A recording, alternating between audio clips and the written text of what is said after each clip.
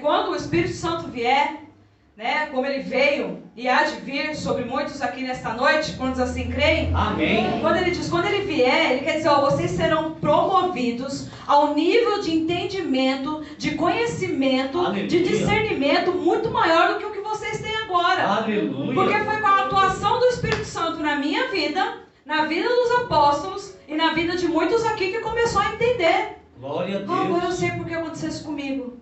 Olha, agora eu sei porque eu fui abandonada. Agora eu sei onde Jesus estava quando eu fui abusada. Olha, agora eu sei quando aquela irmã falou de Jesus para mim, eu não entendi nada. Olha, quando a minha mãe insistia para mim ir na igreja, eu não queria ir, né? Aí você começa a juntar o quebra-cabeça. Aí você lembra da sua tia te levando para a igreja, né? Por isso que é tão importante.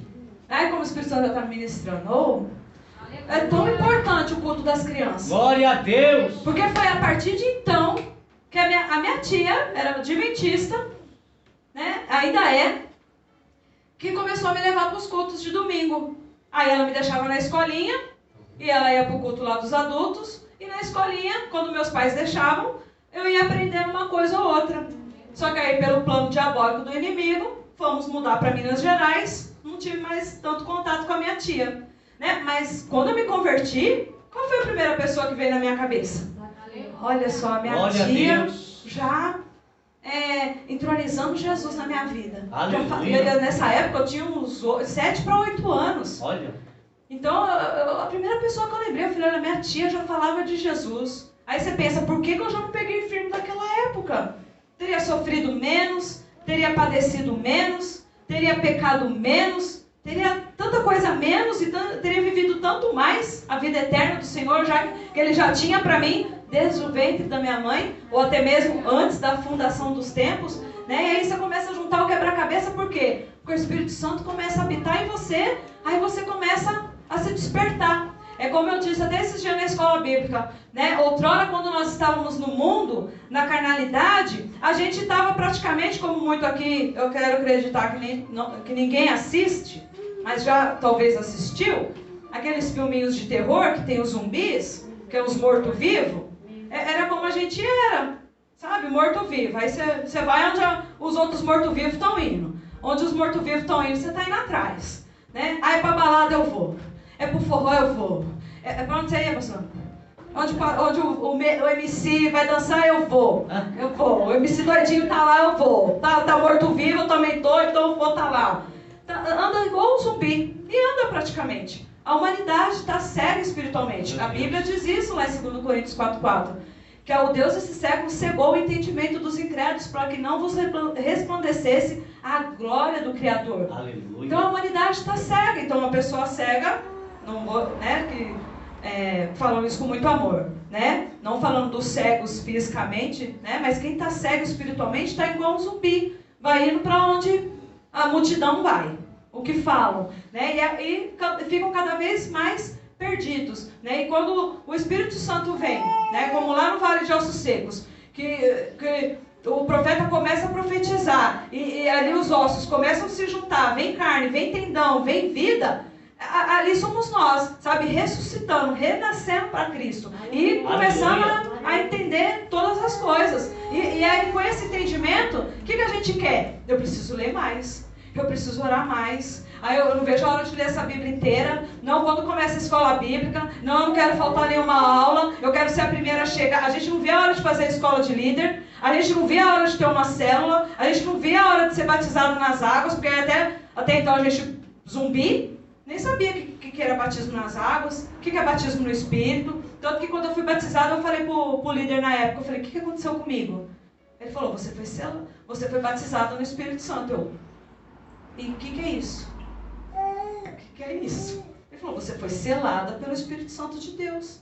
Ele achou, por isso que eu repeti essa palavra, foi a palavra que ele usou, ele falou, ele achou graça em você e te selou com o Espírito dele. Gente, aquela foi a melhor noite da minha vida. Dormi como se eu estivesse nas nuvens. Eu falei, ele realmente existe, ele me ouve, ele me vê, aleluia. Ele me encontrou, eu que estava perdido, não fui eu que encontrei Jesus, ele me encontrou, aleluia. E me ressuscitou, aleluia. Então no próximo culto eu já cheguei nele e falei, eu nem sabia ler Bíblia, gente, mas eu cheguei lá e falei, onde que na Bíblia fala mais desse Espírito Santo? Aleluia. Tipo, ainda desconfiada, né? Tipo assim, o que está falando? Está na Bíblia?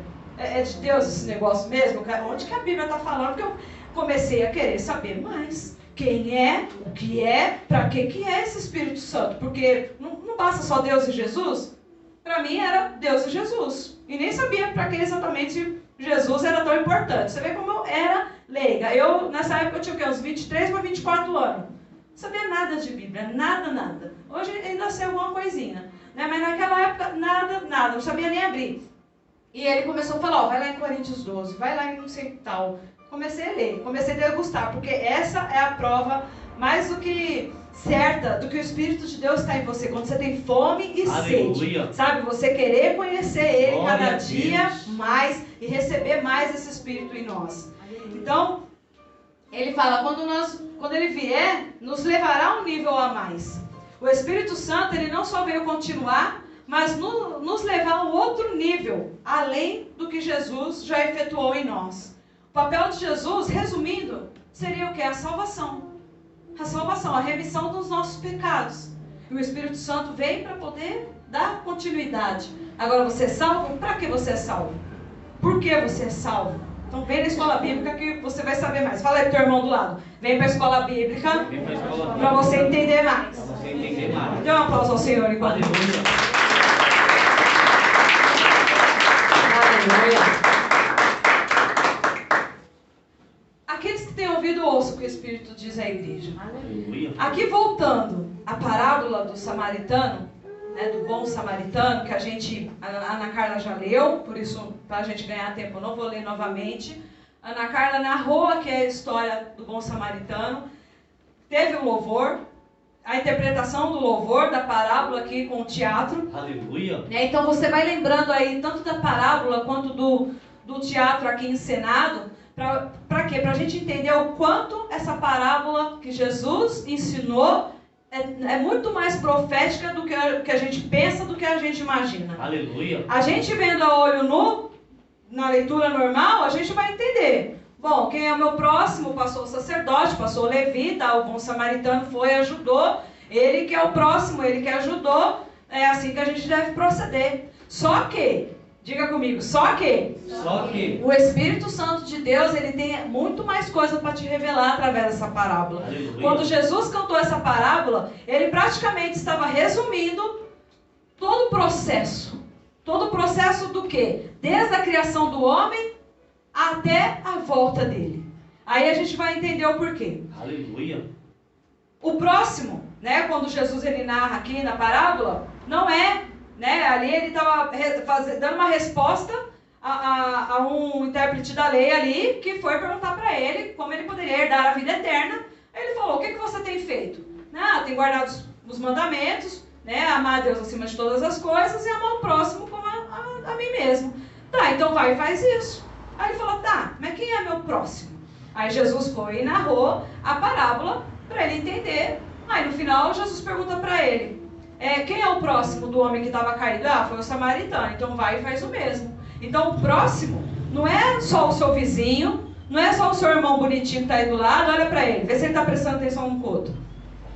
Não é só esse irmão bonitinho que está aí do teu lado, não é só as pessoas que moram conosco ou o teu vizinho. O próximo é todo aquele e aquela que está do teu lado e precisa de ajuda. Diga comigo, precisa de ajuda. Precisa de ajuda. Então pode ser desde o seu cônjuge, está lá com a criança, está na cozinha, na louça, na comida, ou está consertando uma telha, a esposa pode ajudar, né? Tá limpando a casa, o marido pode ajudar, os filhos ajudar. Isso já começa no nosso núcleo ali, né? Dentro de casa, né? Se você não consegue ajudar a esposa, o esposo ou os filhos, ajudar os pais ou vice-versa, como que a gente vai ajudar alguém lá fora?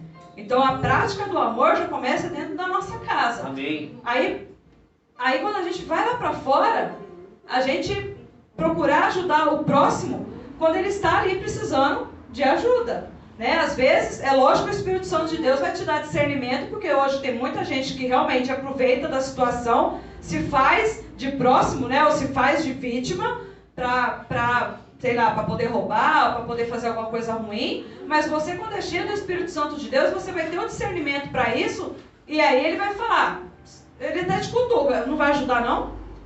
Você não vai fazer nada não? Você não vai ajudar pelo menos a erguer o carrinho? Você não vai ajudar, ó, caiu um negócio no chão, você não pode pegar para aquela pessoa? Aleluia. Ó, você não tá vendo que aquela pessoa tá perdida, tá rodando? Pergunta onde ela vai, o que ela quer, né? Qual ônibus que vai pegar? Você não sabe dar uma informação? Né? Então o próximo é todo aquele que precisa da sua ajuda. Aleluia. Aí nós vemos na história Jesus narrando. Olha, eu tenho bastante tempo, aleluia. Eu tô correndo aqui, tô até com calor. Aleluia. É o fogo de Deus. Oh, glória. Então vai dar tempo de eu explicar um pouco mais devagar para a igreja poder entender melhor.